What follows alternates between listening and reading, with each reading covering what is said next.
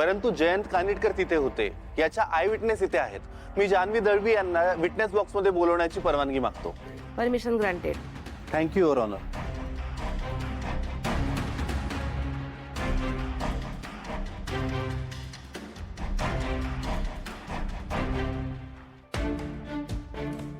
Mrs Jahnavi, तुम्ही कोर्टाला सांगू शकाल का की त्या दिवशी नेमकं काय घडलं होतं?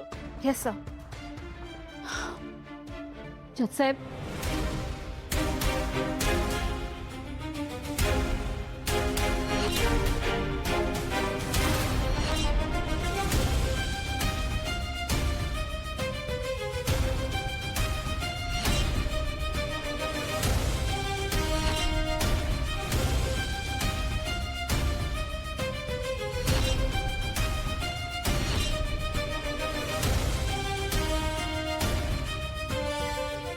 जजसाहेब, त्या दिवशी जयंत कानिटकरांनी माझा जीव घेण्याचा प्रयत्न केला आणि आय एम शुअर त्याच्याचमुळे माझ्या बाबांना गोळी लागली आहे. That's all your honour.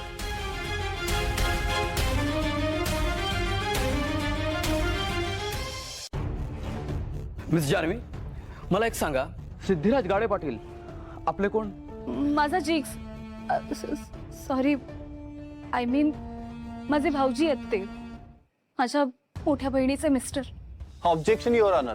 या प्रश्नाचं या ठिकाणी काय रिलेव्हन्स आहे? सांगतो, रिलेव्हन्स पण सांगतो, पण त्याआधी मला एक सांगा, जयंत कानिटकर तिथे हजर होते हे तुम्ही इतक्या ठामपणे कसं सांगू शकता?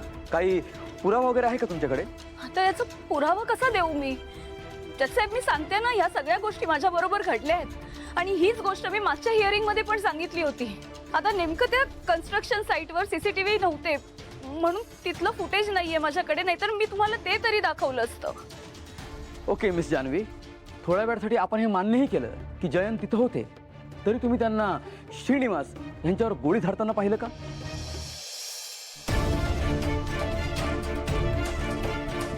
म्हणजे तुम्ही आता म्हणालात ना की तुम्ही अगदी शुअर आहात म्हणून विचारलं. नाही, पण जयंतने माझ्यावर हल्ला करण्याचा प्रयत्न केला होता ना, म्हणजे तो माझ्या बाबांनाही गोळी मारू शकतो. माय लॉर्ड, अमुक असू शकतं, तमुक असू शकतं, अशा अंदाजावर कोर्टाची केस लढवली जाऊ शकत नाही ना. कोर्टाला ठोस पुरावे लागतात. बरं, शेवटचा प्रश्न, तुम्ही स्वतःच्या डोळ्यांनी जयंत कानिटकर यांना श्रीनिवास यांच्यावर गोळी धरताना पाहिलं का?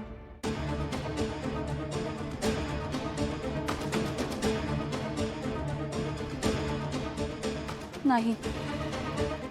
कारण हे बघा, इतकं सगळं घडल्यानंतर मला प्रचंड गिल्टी वाटत होतं, अपराधी वाटत होतं. म्हणजे इतकी मोठी आणि भयंकर चूक माझ्याकडून घडली आहे हे मला पचत नव्हतं, म्हणून मी फेकून दिली ती पिस्तूल. माय लॉर्ड, हे इमोशनल रिझन्स आहेत ना, एखाद्या सिरियलमध्ये ऐकायला खूप छान वाटतात, पण हे कोर्ट आहे, इथं प्रॅक्टिकल पुराव्यांची गरज असते, जी यांच्याकडे अजिबात नाही आहे. हरकत नाही, आता मी अशा व्यक्तीला इथं बोलावणार आहे, त्याची साक्ष या केसमध्ये सर्वात महत्त्वाची आहे.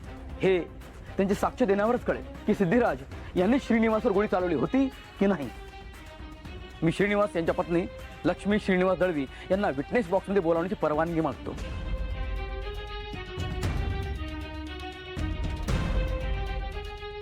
Permission granted.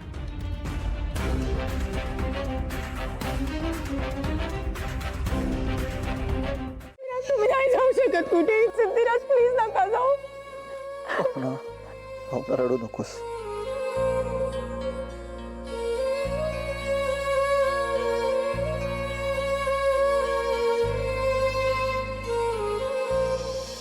तुम्हाला शिक्षा नाही होऊ शकत. ऐका, तुम्ही निर्दोष आहात, तुम्ही खरंच काही केलेलं नाही. आपण वरच्या कोर्टात अपील करूया. प्लीज प्लीज माझं ऐका. भावना, बस नको रडूस आता.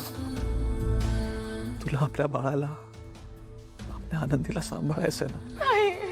आणि 7च वर्ष चाललोय. ये लवकर परत. तुला सगळ्यांना सावरायचंय. नाही नाही नाही. भावना, इकडे बघ. भावना, माझ्याकडे बघ. असा रडत निरोप देणार आहेस का मला तू? नाही ना. मला माहिती आहे की माझी भावना खूप स्ट्रॉंग आहे. नकोच अशी.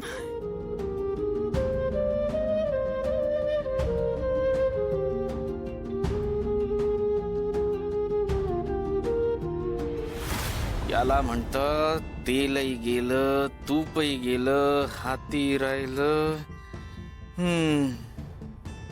अरे या सिद्धूच्या भरोश्यावर जयंतच्या विरोधात साक्ष दिली मी आणि आता हा स्वतःच जेलमध्ये गेला. आता काय बसा असच. आयुष्यात वाटलं नव्हतं आमच्या घराची ही अवस्था होईल. बाबा आम्हाला सोडून गेले. आजवर आमच्या प्रत्येक सुखदुःखात साथ देणारा आईचा सगळ्यात जवळचा मित्र सिद्धू बाबांच्या खुनाच्या आरोपात जेलमध्ये जातो. भावना आता छकुलीला एकटी कशी सांभाळेल? एकटीने मूल वाढवणं सोपं नसतं. आम्हा दोघींच्याही नशिबात संसाराचं सुख नाहीच आहे. हेच खरंय. माझा नवरा तर काय असूनही उपयोगाचा नाही आणि आता सिद्धू तिला साथ द्यायला तिच्या बरोबर नाहीये. आई तू रडू नको ना प्लीज. मी आहे ना तुझ्यासोबत. तू कशाला रडतेस? नाही रडायचं. जयंत हे सगळं फक्त आणि फक्त तुझ्यामुळे झालंय. तुला सोडणार नाहीये मी. विश्वा विश्वा हे सगळं काय घडलं रे? आज बाबा आपल्यात नाहीयेत. शेक्सला पोलिसांनी अटक केलीये. या सगळ्यामुळे भावनाताई पण आपल्यापासून दुरावली तर? नाही जानू, असं काही होणार नाहीये. भावना ताई आता हर्ट आहे म्हणून पण आपण बोलूयात ना. आपण बोलू भावना ताईकडे. ओके, मी आहे तुझ्यासोबत. आपण करू सगळं नीट.